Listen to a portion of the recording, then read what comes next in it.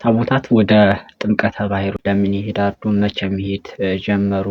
ታቦትን ይዞ የመውጣትና የመዞር ልማዱ እንግዲህ መጽሐፍ ቅዱሳዊ ነው። ከብሉይ ኪዳን ይጀምራል ማለት ነው። እስራኤላውያኖች ከግብጽ ከወጡ በኋላ የቃል ኪዳኑን ታቦት በሙሴ አማካኝነት ተቀብለዋል። ከዛ በኋላ በተለያየ ጉዟቸው ቃል ኪዳን ታቦቱን ይዘው ከቦታ ቦታ ይጓዙ ነበረ። በተለይም ደግሞ በኢያሱ ዘመን ዮርዳኖስን ወንዝ ታቦቱን የቃል ኪዳኑን ታቦት ይዘው ተሻግረዋል። ወንዙም ሲቆምላቸው እናገኛለን። እስራኤላውያኖች እንግዲህ በዮርዳኖስ ወንዝ መሻገራቸው የጥምቀት ምሳሌ ተደርጎ በቤተክርስቲያንም ይነገራል እና ታቦትን ይዞ መንቀሳቀስ የተጀመረው ያኔ በብሉይ ኪዳን በእስራኤላውያኖች ከነዓን ሲመለሱ በነበረው ጉዞ ላይ ታቦትን ይዘው ይንቀሳቀሱ እንደነበረ ማስረጃዎችን እናገኛለን ከመጽሐፍ ቅዱስ።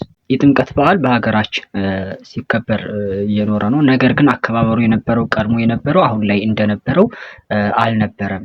ይልቁንም በቤተክርስቲያን ዙሪያ ታቦታት ወይም ደግሞ ቤተክርስቲያን ውስጥ እዛው እንዲከበር ቤተክርስቲያን ውስጥ እዛው ይከበር የነበረ በዓል ነበር። ታላቁ ንጉሥ በአፄ ዘርዓ ያዕቆብ ዘመነ መንግስት ታቦታቶች ወደ ወንዝ እንዲወርዱ የተደረገበትን ስርዓት እናገኛለን።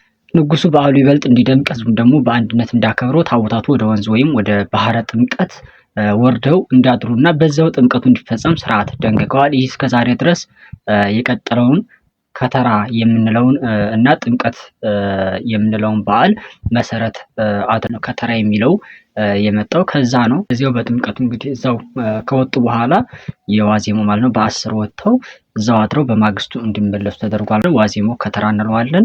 ከዚያ የዕለት ሁለት ደግሞ ያው ጥምቀት በመባል ይታወቃል። የሚወጡበት ምክንያት ታቦታቱ ከቤተክርስቲያን ወጥተው ወደ ባህረ ጥምቀት የሚሄዱባቸው ዋና ዋና ምክንያቶች አንደኛው የዮርዳኖስ ጉዞን ለማሰብ ነው። የዮርዳኖስ ጉዞን ለማሰብ ነው። ጌታችን ኢየሱስ ክርስቶስ ለመጠመቅ ከገሊላ ወደ ዮርዳኖስ ወንዝ መጓዙን ለማስታወስ ሲባል ወደ ወንዝ ይወርዳሉ። ታቦቱ ሲወጣ በዓሉን በቤተክርስቲያን ቅጥር ግቢ ብቻ ሳይሆን በሜዳና በሰፊ ቦታ በመከበሩ ብዙ ሕዝብ እንዲሳተፍ እና በረከቱን እንዳገኝ ሲባል ተደርጓል። ሌላው ታቦቱ ወደ ባህረ ጥምቀት መውረዱን መንገደ ዮርዳኖስ መመለሱን ደግሞ መንገደ ገሊላ ብለው ይጠሩት ነበር፣ ይጠራል ማለት ነው። ታቦቱ ወደ ባህረ ጥምቀት መውረዱን መንገደ ዮርዳኖስ መመለሱን ደግሞ መንገደ ገሊላ ተብሎ ይጠራል። ታቦት በሄደበት መንገድ የማይመለስበት ደግሞ በተለይ በጥምቀት በዓል ታቦቱ ወደ መንበረ ክብሩ ወይም ደግሞ ወደ ቤተክርስቲያን ሲመለስ ሃይማኖታዊና ምሳሌያዊ ምክንያቶች አሉት። ይህም ልማድ እንግዲህ መንገደ ገሊላ ተብሎ የሚጠራ ሲሆን ዋና ምክንያቶቹን ስናይ ደግሞ አንደኛው መጽሐፍ ቅዱሳዊ ምሳሌ ያለው ሰብአ ሰገል የሰብአ ሰገል ታሪክ ነው። ማቴዎስ ወንጌል ምዕራፍ 2:12 ላይ የምናገኘው ሰብአ ሰገል ጌታችን መድኃኒታችን ኢየሱስ ክርስቶስ በተወለደ ጊዜ ማለት ነው በጌታ ልደት ወቅት ሕፃኑን እና እናቱን ለማየት መጡ። ከዛ ሰግደው ሲመለሱ በሌላ መንገድ እንደተመለሱ እናገኛለን። እንግዲህ በመጽሐፍ ቅዱስ ላይ ሰብአ ሰገል ጌታን ከሰገዱለት በኋላ ወደ ንጉሥ ሄሮድስ እንዳይመለሱ በመልአኩ ተነግሯቸው በሌላ መንገድ ወደ ሀገራቸው ተመለሱ ተብሎ እንደተጻፈ በዚህ ምክንያት እንግዲህ በሌላ መንገድ መለሱ መነሻው ከዚህ ጋር የተገናኘ ነው። ምን ያገናኘዋል ከተባለ ታቦት የጌታ ምሳሌ በመሆኑ እርሱ በዋለበት በዓል ላይ የተሳተፈ ሕዝብና ታቦት ያንኑ ታሪክ ለመዘከር በሄዱበት መንገድ ሳይሆን በሌላ መንገድ ይመለሳሉ የሚል ሀተታ ተቀምጧል። ሌላው የቀድሞውን ሕይወት መተው ምሳሌነት ተደርጎ ይወሳል። ይህ ድርጊት መንፈሳዊ ትርጉም እንደሆነው ታቦቱ ወደ ጥምቀተ ባሕር ሲሄድ የነበረው መንገድ የቀድሞውን የኃጢአት ሕይወት ያመለክታል። ጥምቀት ደግሞ አዲስ ሕይወት የሚገኝበት ምስጢር በመሆኑ በጥምቀት አዲስ ሰው ሆነናልና ወደ ቀድሞ ኃጢአት መንገድ አንመለስም የሚል ትምህርታዊ መልእክት ለማስተላለፍ በሌላ መንገድ እንመለሳለን።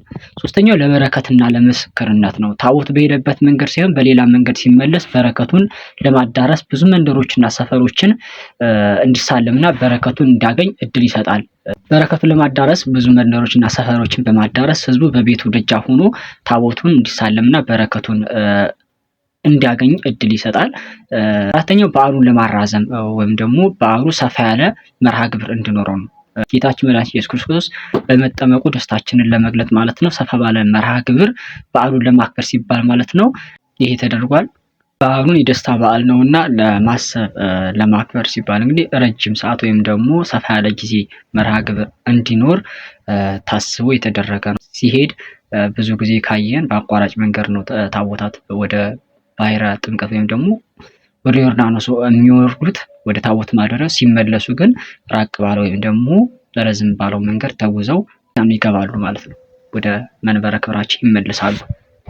ነገር ግን ያው አስቸጋሪ ሁኔታዎች ቢኖሩ ማለት የመንገድ መጥበብ ወይም ደግሞ ሌላ ምቹ መንገድ አለመኖር ካጋጠመ በሄደንበት ሊመለስ ይችላል።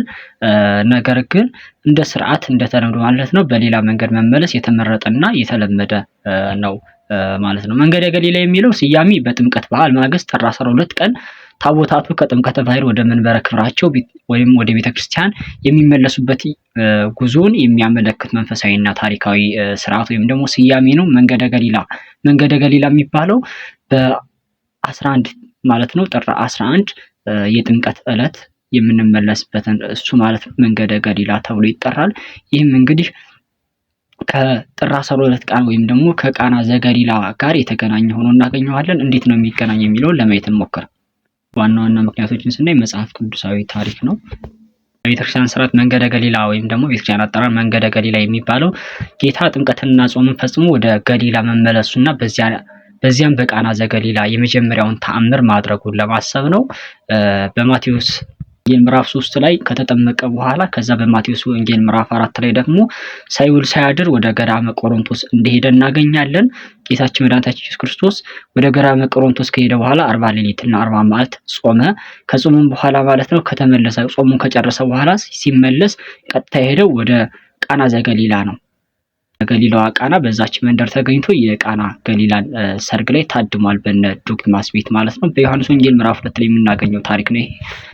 በዛም እንግዲህ በሰርጉ ተገኝቶ ተአምርን አድርጓል። የመጀመሪያውን ተአምር አደረገ ተብሎም እዛው ላይ የተነገረለት ነው። እንግዲህ ይህም በግልጥ ተአምር ማድረጉን የሚያሳይ ነው። መንገደ ገሊላ መባሉ እንግዲህ ከተጠመቀና ከጾመ በኋላ ቀጥታ ተአምርን ስላደረገ ወደ ገሊላ ስለሄደ መንገደ ገሊላ የሚል ስያሜን ሰጥተውታል። ምክንያቱም የውሃን በዓል በውሃ ለማክበር ሲባል የጥምቀት በዓል ጥር 12 ስለሚከበር እንግዲህ ያንን በማሰብ ነው ማለት ነው።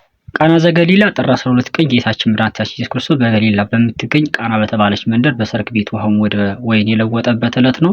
ስለዚህ ታቦታቱ የሚመለሱት ይህንን ታላቅ ተአምርና የጌታን ወደ ገሊላ መመለስ እያሰቡ ነው። እኛ ስንመለስም የጌታችንን ወደ ገሊላ መመለስ እያሰብን ነው። ሁለተኛው በሌላ መንገድ የመመለሱ ምስጢር ነው። ቀደም ሲል እንደተጠቀሰው ታቦት በሄደበት መንገድ ሲሆን በሌላ መንገድ የሚመለሰው በዚህ በመንገድ ገሊላ ጉዞ ላይ ነው። ሰገል አንስተናል። በሌላ መንገድ እንደተመለሱ እንደዚሁም ደግሞ ቀድሞ በነበርንበት መንገድ ወይም ቀድሞ በነበርንበት ሁኔታ እንመላለስም ስንል በሌላ መንገድ እንመለሳለን የሚለው ቤተክርስቲያን ታስተምራለች። ሰብአ ሰገል ምሳሌ ሰብአ ሰገል ጌታን ካዩ በኋላ በሄዱበት መንገድ ሲሆን በሌላ መንገድ ወደ ሀገራቸው ተመልሰዋል። ምዕመናንም የቀድሞውን የኃጢአት መንገድ ትተው በአዲስ መንፈሳዊ መንገድ መመለሳችን ምሳሌ ያሳያል። አዲስ ሕይወት ጥምቀት ዳግም መወለድ ነው። የቆየውን ማንነት መንገድ ትተን በአዲስ ሕይወት መንገድ እንጓዛለን የሚል ምስጢር አለው ማለት ነው። ከአሮጌው ማንነታችን በጥምቀት አዲስ ማንነትን አዲስ ልደትን ስላገኘን በአዲሱ መንገድ መሄዳችን የዛ ምሳሌ ነው ማለት ነው።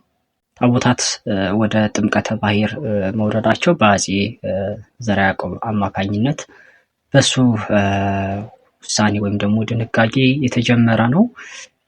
ከዛ ጊዜ ጀምሮ እንግዲህ እስካሁን ድረስ ቀጥሏል ማለት ነው።